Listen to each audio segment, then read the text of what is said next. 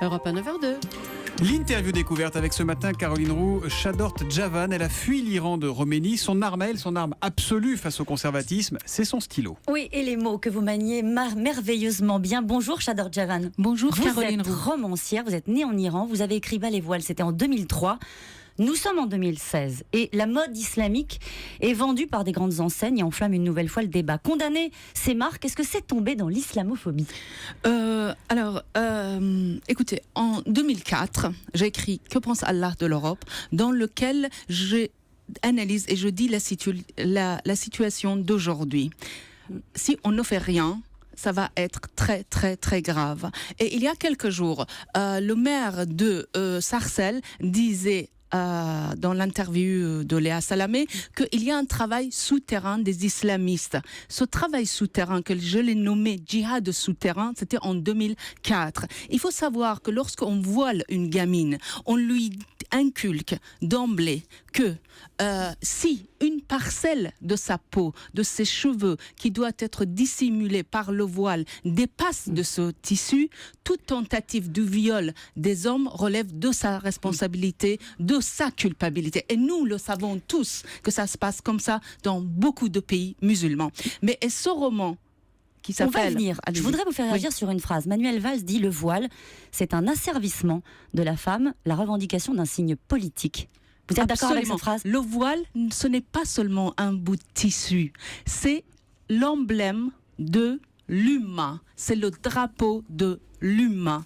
Et je veux vous dire une chose, autoriser le voile dans les universités, c'est un préalable indispensable à la création d'un parti musulman. Donc ne dites pas l'année prochaine, dans 2 ans, 3 ans, comment ça nous est arrivé. Donc soyez au courant. Vous aviez 13 ans en Iran quand vous avez commencé à vous battre pour ne pas porter le voile. Vous avez été emprisonnée même pour ça. Quand vous croisez des femmes qui portent le voile et qui disent, on les entend, c'est mon choix, c'est ma liberté de le faire. Qu'est-ce que vous avez envie de leur dire ? Alors, écoutez, j'ai écrit un essai qui devait sortir chez Gallimard. Finalement, ça va sortir chez Grasset. Donc, c'est un essai politique. Ça va sortir, on va en parler. Mais juste une chose, je vais attirer l'attention de tout le monde sur un truc linguistique, sémantique. Dire quelque chose est mon choix, dire ce stylo est mon choix, ne dit pas ce que c'est ce putain de stylo. Qu'est-ce que c'est ça, ce stylo ? Quelle est sa fonction ? À quoi ça sert ?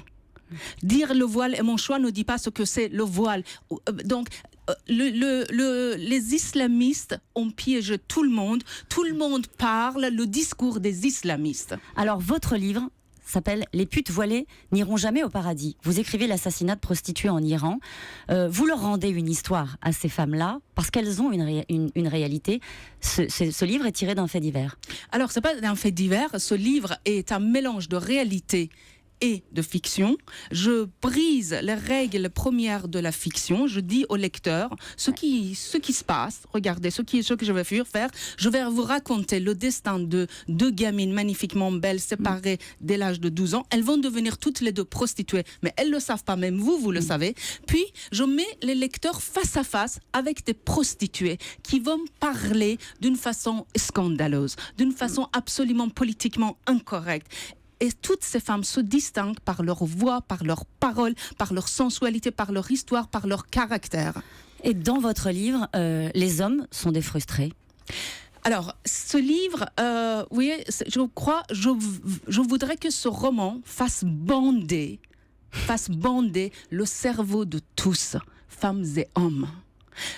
Dans ce livre, je décris le désir des femmes.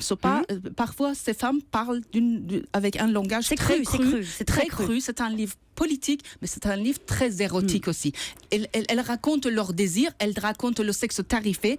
Donc, ça parle du désir des femmes. Elles racontent leur désir, mais eux, non. Non, bien sûr. Et ça parle du désir des frustrés sexuels qui sont des islamistes.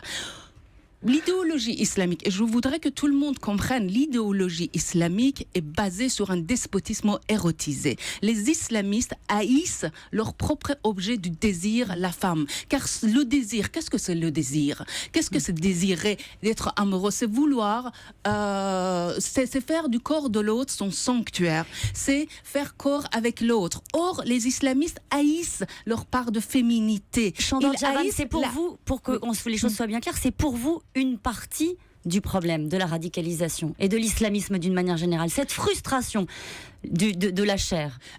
Qu'est-ce qui fait un système islamique? Qu'est-ce qui fait l'Arabie Saoudite, l'Iran? Ils voilent toutes les femmes. Les femmes ne sont pas les Noirs, les Arabes, les Juifs. Putain, les femmes sont la moitié de la population. En voilant la moitié de la population, elles transforment les femmes en objets tabous, en objets interdits. Et en transformant la moitié de la population en objets interdits, il tient l'autre moitié aussi. Il contrôle la libido des hommes, les pulsions psychiques de tous les hommes. Et ainsi, le système islamique contrôle tout le monde, et même dans leur vie intime, dans leur vie sexuelle, Javan, dans leur vie la plus privée. L'Iran s'ouvre de nouveau à l'Occident. Est-ce que c'est une bonne nouvelle pour les Iraniennes? Très vite, très court. Est-ce que c'est une source d'espérance pour vous? Même si c'est très vite, je vais le dire quand même. Je devrais pas le dire, mais je vais le dire. Écoutez, juste un constat. Je ne vais pas faire une analyse. Un constat. Ouvrez les yeux. Ouvrez les yeux. Daesh a servi à qui? À l'Iran. Daesh a servi à l'Iran. Sur le plan intérieur, ils vont dire à la jeunesse iranienne, vous voyez, si vous vous soulevez, si vous vous révoltez, vous voyez ce qui se passe en Syrie? Ça serait ça. Ça serait la révolte, ça serait la guerre civile, vous serez gazés, vous serez exterminés. Et sur le plan extérieur, ils sont devenus des mafieux, des terroristes respectables, des islamistes respectables. Si l'Iran, en 2004, je l'ai écrit, personne ne l'a écouté. Personne ne l'a écouté. Si l'Iran revient sur la scène internationale, vous couperez ma tête, dans 10 ans, l'Europe sera islamisée. Parce que ce sont les Iraniens qui tirent les ficelles de très haut, de très haut. Les agents d'influence iraniens qui mènent le jeu partout. Merci, Chandor Javan. On entend à la fois la peur et la colère ce matin. Merci beaucoup. Et le raisonnement et l'analyse, s'il vous plaît. Merci. Le livre de Chandor Javan, Les putes voilées n'iront jamais au paradis, est publié aux éditions Grasset. Il sort aujourd'hui.